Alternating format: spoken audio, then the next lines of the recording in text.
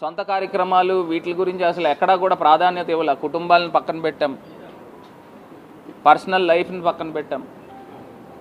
ఇవాళ రాజమండ్రికి ఈ రకమైన ఈ తరహా అభివృద్ధి చెయ్యాలి అనే ఒక తాపత్రయంతో పనిచేసాం. కానీ ప్రజలు ఇచ్చిన తీర్పుని తీసుకుంటా ఉన్నాం.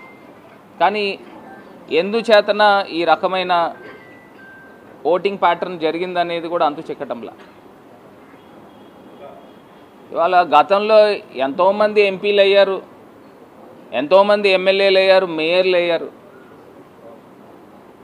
ఈ స్థాయి డెవలప్మెంట్ ఎప్పుడు రాజమండ్రికి జరిగింది అని ఒక్కసారి ఆలోచన చేయాల్సిందిగా కోరుతా ఉన్నాం. మీరు ఎక్కడైనా చూసుకోండి, ఏ రోడ్లు చూసుకోండి, ఏ డ్రైన్లు చూసుకోండి, ఈ వ్యవస్థ ఏ రకంగా ఉందో ఒక్కసారి ఆలోచన చేయండి.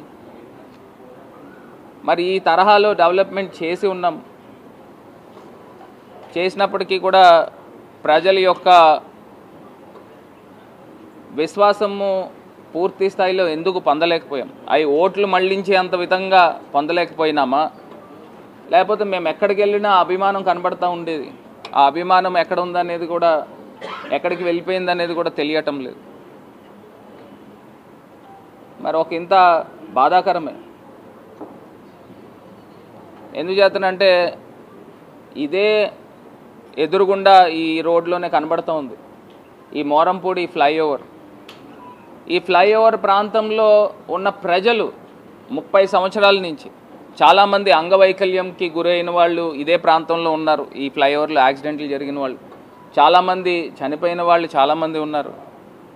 మరి ఇదే ప్రాంతంలో 30 సంవత్సరాల నుంచి ప్రజలు కోరుకున్న ఈ ఫ్లైఓవర్ గురించి గతంలో ఎవరు కూడా తీసుకురాలేనిది ఇవాళ నేను తీసుకొచ్చినప్పటికీ కూడా ఈ ప్రాంతంలో ఉన్న ప్రజలు కూడా ఎందుకు ఓట్లు వేయడానికి ఎందుకు ఆశీర్వదించలేదు అనే దాని గురించి కూడా ఆలోచన చేస్తూ ఉంటే అది కూడా అంతు చిక్కటంలే. మరి నిన్న చూసినట్టయితే విధ్వంసకాండ, గౌరవ కేంద్ర మంత్రివర్యులు నితిన్ గడ్కరీ గారు, వారిని రాజమండ్రి తీసుకొచ్చాం కేవలం ఈ ఫ్లైఓవర్ గురించి. వారిని తీసుకొచ్చి వారితో శిలాఫలకాన్ని చేయిస్తే వర్చువల్గా చేసినప్పటికీ కూడా దాన్ని కేంద్ర మంత్రికి మీరు ఏం గౌరవం ఇచ్చారనేది నాకు అర్థం కావట్లా. నిన్న ఎమ్మెల్యే మాట్లాడుతూ ఉన్నాడు, ఆశ్చర్యం అనిపిస్తూ ఉంది. అతను మాట్లాడిన విధానం కూడా ఒక్కసారి నేను చూపిస్తాను, ఫోన్ ఇలాగి. అతను మాట్లాడిన విధానం కూడా పడిపోయిందా మా తెలీదు, చెయ్యి వేస్తే పడిపోయినట్టుంది, అంతే.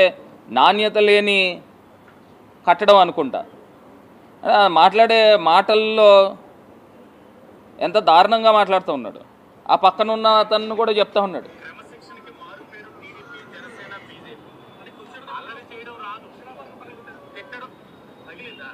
పగిలిందా?